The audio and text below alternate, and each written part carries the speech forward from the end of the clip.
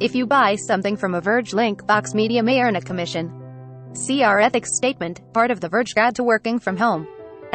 My colleague Dieter Bone is one of the nicest people I've met, but every time I'd hop onto Zoom to record the Vergecast there would be just the tiniest, most minute twitch of displeasure on his face. Dieter was too kind to address the big camera obscuring elephant in the room, how for several minutes, instead of my face, he'd see a giant reversed Sony Imaging Edge webcam logo, a huge white W on an orange square set against a not quite black background.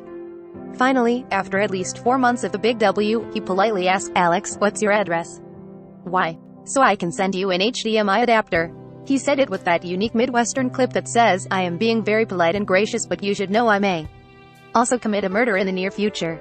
I'd already collected more HDMI DWX cables than I think Monoprice even knows exists. Dieter, and indeed all my colleagues at The Verge, had been forced to stare at that ugly W because I wanted to convert my very expensive Sony a7 III mirrorless camera into a webcam. I was feeling frugal, and I'd already collected more capture cards and HDMI DWX cables than I think Monoprice even knows exists. I was sure he could figure out a way to give my Zoom experience a gorgeous boost with minimal cost. Who doesn't want to control the ISO and aperture and have all their colleagues ask why you're in high definition when they're firmly in standard? While some of my colleagues might rather tinker with phone settings or CPU voltages, I could happily spend weeks, months, perfecting my Zoom look. Related, I refuse to care about the quality of my webcam. It's supposed to be easy. You buy a mount for your camera. Deputy Editor Dan Seifert recommended this $60 arm and $20 clamp, which work great. You download some software to your computer. You plug your big expensive digital camera into your computer and you have magic. Sony's a7 III had other plans for me. In the early days of the pandemic, webcam shortages led to many people requesting software that would let them use their expensive cameras as webcams. Camera makers happily obliged. Sony was one of the last, but that additional time feels poorly spent. The Mac version, which launched in October 2020, is more driver than app. Sony's software does little more than tell my computer that my camera is a camera, and throws up the W whenever the video feed isn't ready. There's no controlling of settings or any of the other things that, say, Sony's tethering app can do, like ISO and aperture. There's simply installation and prayers. You install it, restart your computer, and pray Sony Imaging appears in the camera choices for apps you use. There's simply installation and prayers. Importantly, you then have to open an app that uses your camera, and then turn on the camera, and then wait for Sony Imaging Edge webcam to start running before your video will finally appear on the screen. If you turn on the camera before you open, say, you may be faced with an error message saying the camera is already in use. Only restarting the physical Sony camera itself will resolve it, and while you're busy fixing things, other people on the Zoom call, probably Dieter, are stuck looking at that big ugly W. Mastering the order of operations is key. So is remembering to reboot it periodically during the day. When I walked away after a call and came back to do another one, I found myself staring at the W because the camera decided to power itself off again. Eventually, I did buy that adapter Dieter had been begging me to buy for months, and it instantly resolved my great orange W issue. But it revealed that, while it laid a lot of blame at Sony Imaging Edge webcam's feet, the software didn't deserve all of it.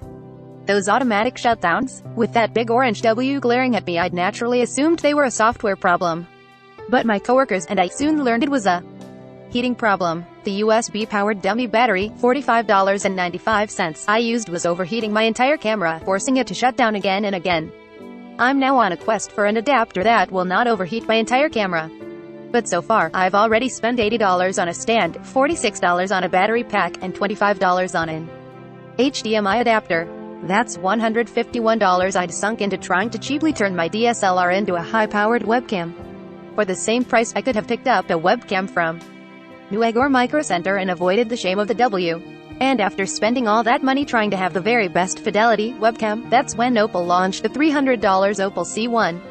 My coworkers love it probably because it does everything I'd spent $151 on, but in a tiny package that doesn't also require investing in a costly camera.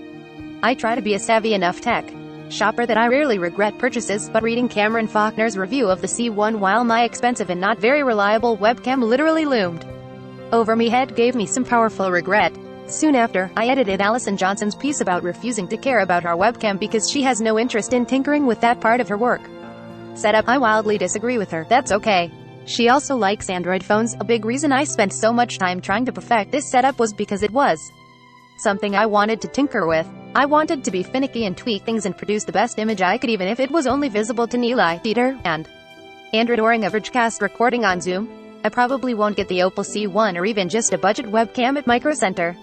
I probably will continue to refresh the Sony Imaging Edge webcam page, hoping for a better update while buying and returning scores of USB dummy battery adapters as I hunt for one that doesn't exacerbate the Sony A7i's well-known heating problem. I'll continue to tinker even as Dieter's eye twitches and I inevitably get roasted on Twitter.